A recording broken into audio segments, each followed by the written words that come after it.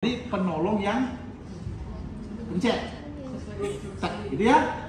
Jadi tapi cara kerja alat ini adalah otomatis dalam artian apa? Otomatis. Kenapa ada manual? Otomatis dalam artian dia otomatis menganalisis ritme, otomatis dalam apa? Menganalisis dia, apa misalnya istilah ini, menentukan apakah dia butuh shock atau tidak. Dia akan otomatis mengguiding, karena ini sudah di-set, ya, mengguiding penolong. Ya, maka pasti ada suaranya di situ, suara keras, ya. Kemudian ada kadang-kadang dia ada, mungkin tidak ada tombol child button sama adult. Untuk dewasa sama ini kan beda-beda rotasinya, ya. Ya, ada kadang-kadang ya, tapi kalau anak yang baru dia otomatis menganalisis kalau dia anak-anak udah ketahuan anak-anak dia. Tapi kalau yang tidak, ini ada tombol itu, perhatikan saja ya. Jadi prinsip kerjanya adalah AED akan kita ambil, AED pasti datang belakangan. Setelah ditemukan korban, ada atau tidak kan? Sebelum AED datang, CPR terus dilakukan. Begitu AED datang, berarti baru diimplementasikan. Ya, bagaimana caranya? Ya sudah, AED datang dengan tergesa-gesa, silakan berikan, siapkan, hidupkan mesin gitu ya. Adult patient. Ya, kemudian If the patient is a child. Tadi pause dulu ya. Ini ada instruksinya, apakah dia anak. Kemudian lihat padnya ya. Padnya ini, di dalam pad ini ada pinnya. Inilah yang akan harus tersentuh dengan kulit, bukan dengan pasir. Kalau bawa pasir baju kan bisa. Apalagi dia longgar, ada bulu-bulunya banyak ya. Nggak akan bisa dia. Makanya kalau pasang AED pasti itu boleh kok ditulis dia atau ditempelkan seretang gitu intinya. Biasanya di AED gitu biasa ada pemurisan. Kalau bagi dada yang berbulu lebat, karena dia bulu itu akan menghalangi penempelan lem ini, ya kan, dia akan tertang gini, ya, oke. Nah, tempat penempelannya di mana?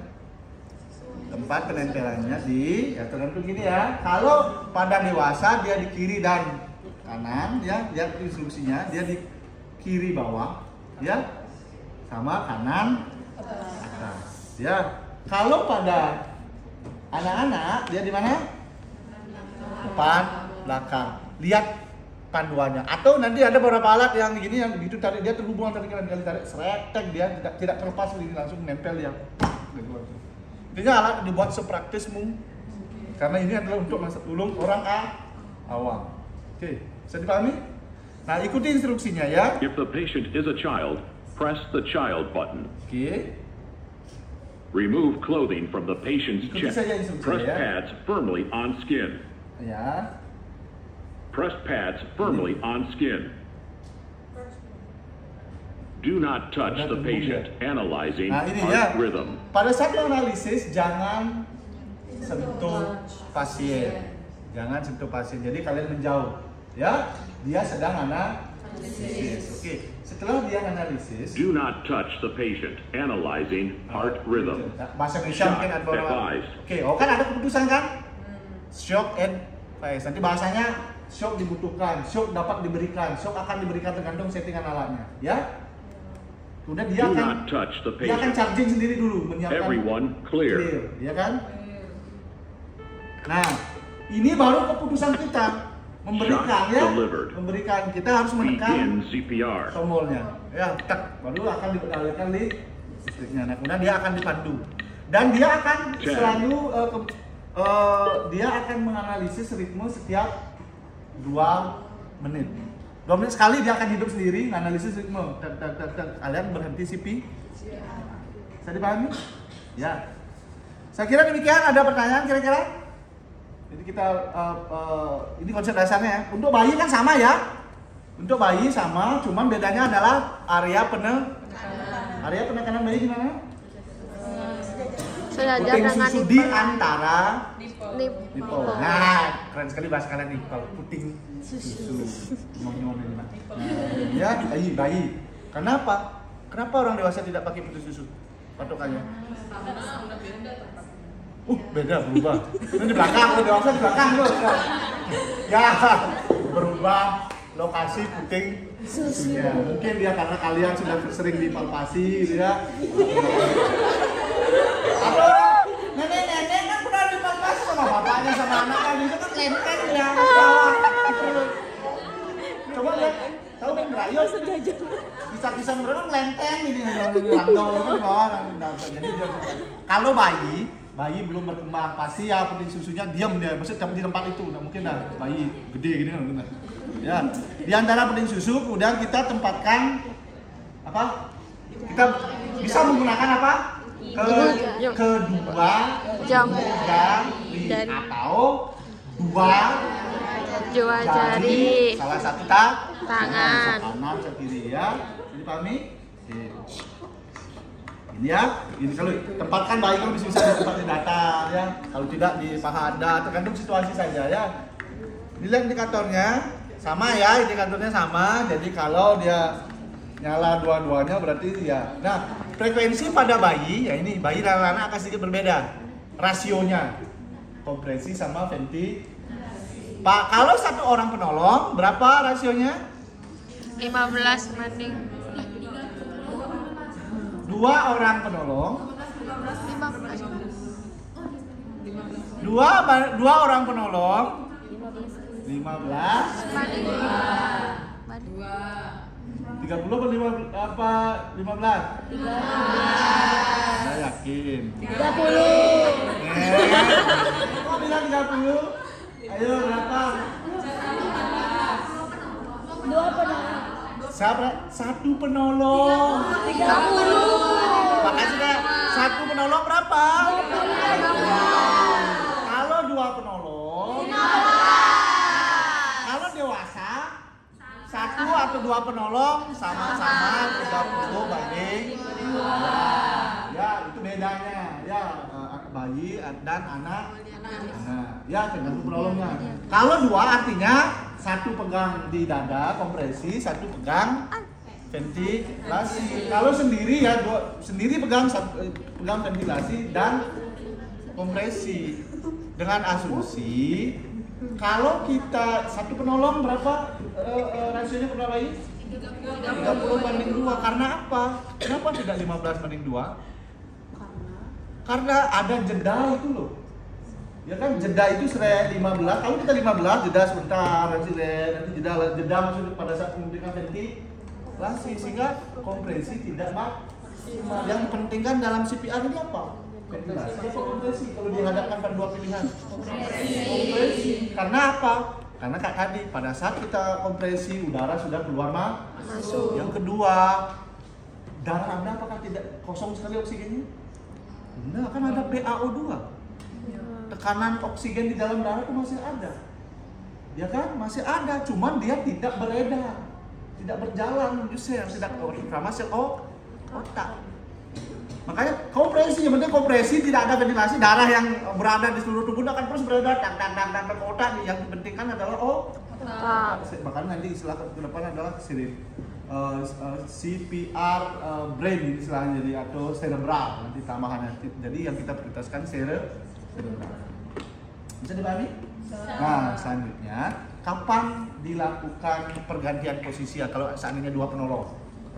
penolong kelelahan. Tapi standarnya apa atau rekomendasinya apa? Setiap 2 menit sekalian pada saat pengecekan siklus atau sebelum 2 menit kalau sudah merasa kelelahan change. Karena apa? Untuk memastikan penolong itu fit, mampu memberikan kompresi dengan karakter high quality CPR tadi. Ya, kalau misalnya 1 menit tangan kalau udah bengkak, udah gemetar, udah sesak nafas, kalian tahu bagaimana fisiologi CPR pada penolong? Ini kan kegiatan yang high gini, beban berat. Jadi dari banyak hasil penelitian, termasuk studi saya kemarin ke kelas Anda, ketika kita melakukan CPR di menit pertama itu seperti sprint karena dikejar anjing. Maka nadi penolong itu rata-rata berapa? 130, 140 nadi penolong pada saat melakukan CPR. Pernah nggak kamu bagi orang sering olahraga? Jarang.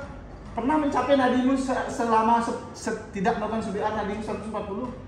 Nggak bisa. Kalau memang dia tidak olahraga, jarang mencapai nadi 140, gimana beban jantungmu? pasti ngos-ngosan ya. Coba kamu kejar anjing kan, suruh kejar anjing kan begitu kan? Otomatis, jangan makan 1001, 1002 hitungan kan dirimu kamu nggak akan sanggup lagi. Yang mikirin ini udah nggak akan, maka tangan itu tidak kuat dan itu, maka segera diganti. Ya, oke, saya kira itu. Nah, terakhir, kapan dicek nadi pasien? Dia regenerasi kurang lebih 5 sampai 6 siklus, kurang lebih. Ya, atau rekomendasi dari AHA sekarang boleh tidak dicek nadinya. Yang akan dikeluarkan kayaknya 2025 ini. Karena apa? Ya intinya kalau memang tidak ada nadinya kan jeda dia. Kalau ada nadi nanti langsung kita lihat responnya. Nah kan, kalau CPR-nya responnya dia berhasil, nadinya ada, pasien pasti berespon. Kapan atau apa tanda-tanda pasien berespon? Atau ROC? Hah? Pasien apa yang bisa kita lihat? Mungkin ya bernafas spontan. Mungkin jari-jarinya bergerak atau paling tidak wajahnya yang tadinya pucat menjadi lebih pink. Bukan merah, pink ya, merah lah intinya. Atau matanya berkedip atau bernafas atau apalah nanti ya. Itu baru dicek. Boleh, itu boleh sekarang tapi tidak harus 2 menit.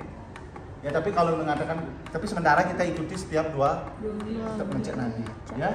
Oke, nadi di mana dicek? Nadi karotis. Mana nadi karotis? Tunjukkan ke saya. Cek nadi temannya. Nggak ketemu itu Eka. Nada. Nah, raba nadi temannya. Sebelah timbang. Oh, kalau udah sering latihan dapat.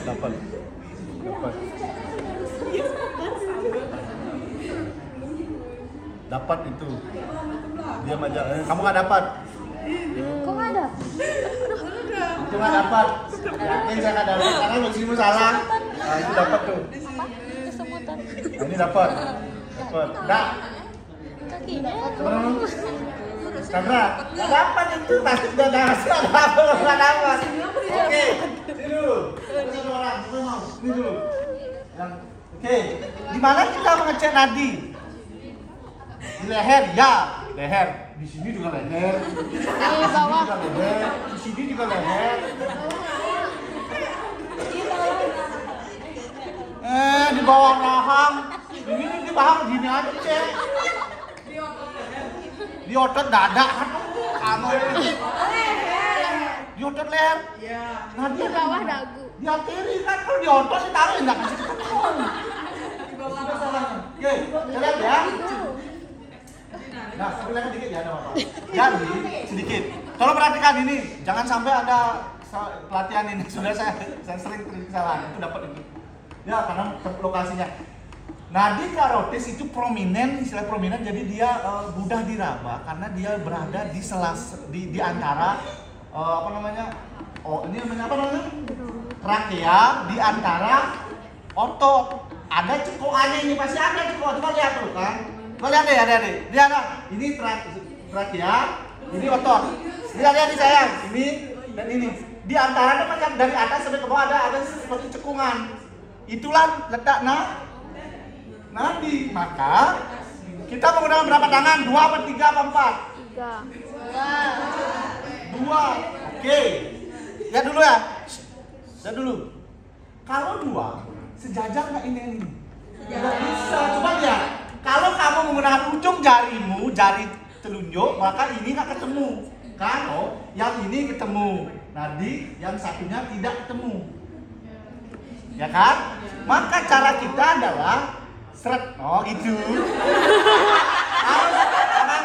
Jadi salah satu yang nadi apa namanya? Nadi apa namanya? Dari tengah ini harus dicekok dikit. Coba lihat deh. Oh kan? Pasti ketemu. Nah, coba. Raba nadi temannya baru ya ketahuan.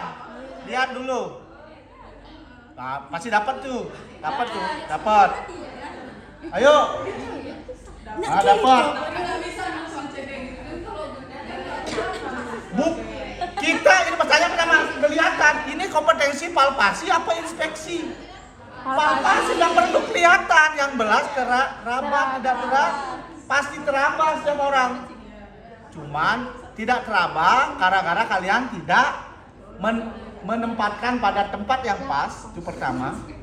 Yang kedua, tangan kalian tadi satu ini maju mundur, pas kembali. Yang ketiga apa tidak teraba? Karena pasiennya memang tidak ada nadinya. Sampai ventilon kalian cari, kalau masa udah nggak ada nadi dicari di ventilon, ya kan? Maka yang harus kalian lakukan adalah pertama pastikan kalian meraba di tempat yang tepat dan benar. Itu evaluasinya bisa ada, bisa tidak. Memang pasien di jantung juga pasti nggak ada, tapi dia kalau memang meragukan tanda kutip antara ya dan tidak itu ya, kayak disebut apalah dengan ada berbagai mekanisme yang menghambat. Kesimpulan kalian apa yang paling dianggap tidak? Kalaupun dia nadinya ada, kita CPR kalau memang ada, dia bangun sendiri pasti dia. Selesai CPR. Ya kan? Benar. Itulah kalau seandainya ada pasien tidak sadar meragukan, kamu tunggu dulu raba 2 menit. CPR kita berpacu dengan Waktu. Waktu dimulainya CPR akan berkorelasi positif dengan tingkat keberhasilan. Kegagalan Anda atau keterlambatan 1 menit mengurangi kesempatan hidup berapa persen? 10%. Maka CPR yang dilakukan di menit ke 10 ke atas itu peluang keberhasilannya kalau dia dilakukan di menit ke 0, peluang keberhasilannya dia hampir 90%. Menit loh. Jangan kalian ngeraba 2 menit ngeraba nanti berarti kalian kehilangan kesempatan 20%. Makanya kemarin saya ngomongkan, kalau pasien dianggap atau dicurigai cardiac arrest atau sudah tanda-tanda atrial aritmia jantung, gasping itu kan nadinya masih ada sebenarnya, tapi akan sebentar lagi di CPR dia. Sudah boleh. Apalagi meragukan. Karena evaluasinya nanti tergantung kondisi. Kalau memang benar dia tidak ada nadi, kita memberikan CPR secepat mungkin. Kalau dia ada nadi, salah prediksi kita, kayak tadi kan dia pasti bangun. Karena CPR itu nyeri. Nggak usah ada gini-gini, kalian buang-buang waktu kan. Cukup pak, bu. Ini juga kalau cepat juga boleh, tapi jangan pak, bu. Tidak sah. 1 menit kalian begini, 1 menit mengecek respon, ya kan? 1 menit kalian menelpon ambulan. Sudah 2 menit kan? Mati pasienmu. Jadi aksesoris saja, maka sudah dokumentasi. Kita melakukan CPR secepat mungkin. Hal-hal yang mengganggu apapun itu dilakukan yang sambil mengikuti itu. Kalau pas ini nelpon ambulan, kalau udah tahu nadi negatif begini, kamu nelpon ambulan bisa. Tolong, orang datang, orang lain tolong. Karena ambulan juga datang nanti. Ambulan walaupun ambulan berada 1 kilo dari kita, berhasil dihubungi dan akan datang, dia akan datang di paling tidak 5-10 menit kemudian, paling cepat kan. Online petugas gitu bang, dan munduran mobil, pasti BOB dua macet ya, di luar tidak bisa dihubungi ya. Ya kan, dia tiba paling 15 menit. Kalau kita hanya menunggu gini 15 menit, ya sudah nggak ada harapan, udah 2%.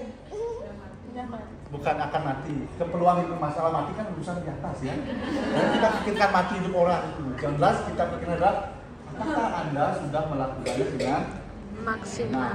sesuai prosedur dengan kemampuan Anda. Masalah jangan takut. Takut saya melakukan CPR mati. Ya saya melakukan CPR pasti mati. Lakukan CPR bisa hidup, bisa Mati. terserah nanti kalau direkam ya udah ada apa-apa lah, ditolong.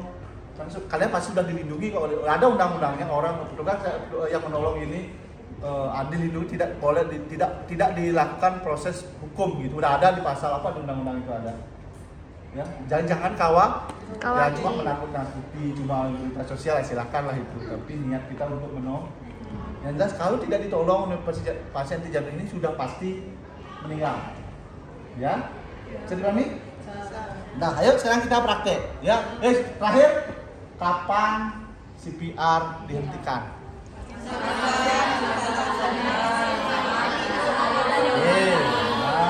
Nah, udah masuk kan teori? Kapan kompresi boleh dijeda? Jeda, beda jeda dengan stop. Change apa? Ya, switch menolong. Pertama, yang kedua, bagus ketika dia memberikan ventilasi. Nah, jangan kan kemarin fisioterapi dia masuk kompresi, ventilasi terus diberikan tabrakan ya. Asik ini gimana caranya bisa ya?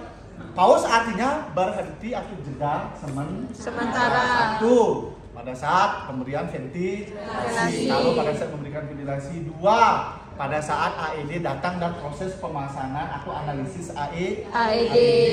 Kalau AED-nya masih dalam proses ngidupin luka otak, tetap kompresi ya. Pada saat memasang sudah lepas, stop kompresi boleh. Tapi secepat jeda itu seminimal maksi. Rekomendasi adalah kurang dari 10 detik. Kurang. Karena minimal kan bahasanya minimal kan kurang kan boleh. Jadi semakin banyak semakin baik. Yang ketiga apa? Switch tadi, ya. Yang keempat. Ada kematian. Hah? Ada tanda kematian. Tanda kematian itu dihentikan. Ya, beda kan pause dengan dihentikan kan? Beda. Pause artinya berhenti sejenak, lanjut lagi. Kalau berhenti ya stop, tidak akan dilanjutkan lagi. Ya. Apalagi pergantian ya penolong sudah dari ventilasi AED. Pengecekan nadi. Betul. Itu lagi satu. Pada saat pengecekan, jangan ada proses kompresi, tadinya ada mungkin karena dorong berat ini akhirnya. Ya, bisa dipahami? Oke, ya. Oke, silakan Anda latihan. Aduh, kaki saya kedua.